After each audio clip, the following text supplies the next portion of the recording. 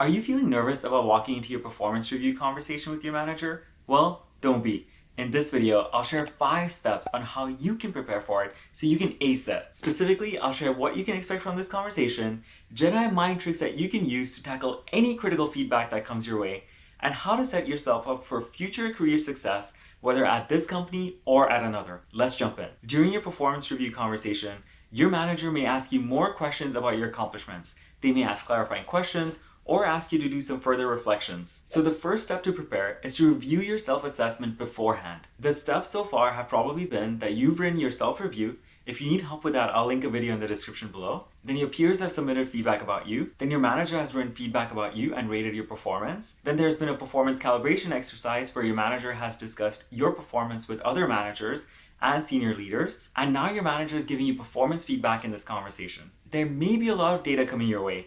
So the second step that I usually suggest to people to prepare for this performance review is to do a mindset shift. Think of this as a data collection exercise. After this performance review, you'll know exactly what your manager thinks about you and your performance at this company, and what does your future look like at this company. During your performance review, your manager will probably give you some critical feedback, and that's a good thing. You'll know exactly what skills to develop to further grow in your career. So the third step to prepare for is prepare to receive any critical feedback that comes your way. Now, if your manager is any good, they'll look at patterns in the feedback that you've received. For example, if you're late consistently on projects, they'll say that. Instead of picking on you for the one-off instance where you were late on one project, they also won't hold the past against you. For example, if something happened in the past and you've grown from that instance, as a manager, I would actually count that as a win instead of an area of improvement. When critical feedback does come your way, do not defend.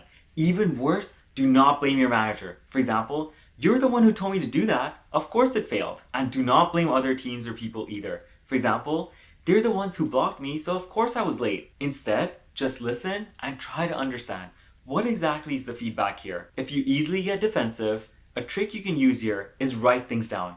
This will create a separation, so you're not as emotionally invested in the conversation and can take the role of a note taker instead. You can also ask your manager, "Hey manager, is it okay if I take some notes during this meeting? It'll help me reflect afterwards." If you're composed during the conversation, here are some clarifying questions that you can ask to get more data. What is the impact here? What is the severity of this feedback? Here you want to know whether this is going to lead to a performance improvement plan or this is just something that you need to work on. Can you tell me more about X? What would good look like in this case? If I were to do this project again in the future, what would you suggest that I do differently? Just be mindful of your tone when asking clarifying questions. If you are defensive, it'll show up in your tone. If you're finding this video helpful so far, smash that like button. It'll really help the channel out. You can also ask your manager for a follow-up meeting. For example, "Hey manager, is it okay if I review my notes, then set up a follow-up meeting with you so I can ask any clarifying questions?" During your reflection, you can ask yourself, is there any way that this can be true? You can also get a second opinion. For example, asking a mentor,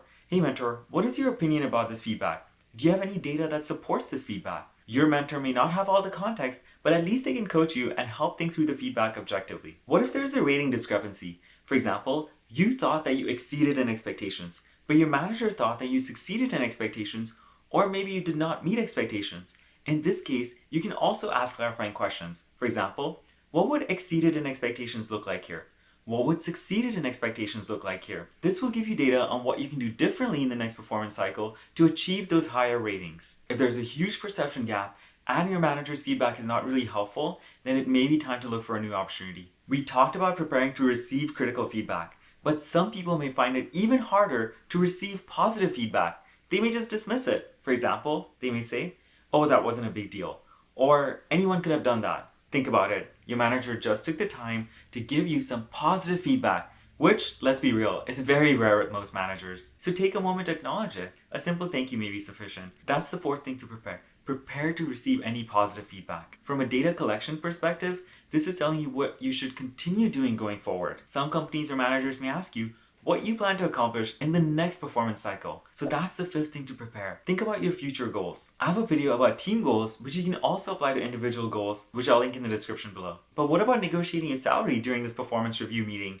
Honestly, that's an outdated practice. Your manager has already had a performance calibration meeting and discussed potential promotions and raises with senior leadership. So bringing it up now will probably not change much for this performance cycle, but you can bring it up as soon as the next performance cycle starts in a one-on-one meeting. To learn exactly how to bring it up and how to have these conversations with your manager, check out this video next. I wish you the very best. You got this.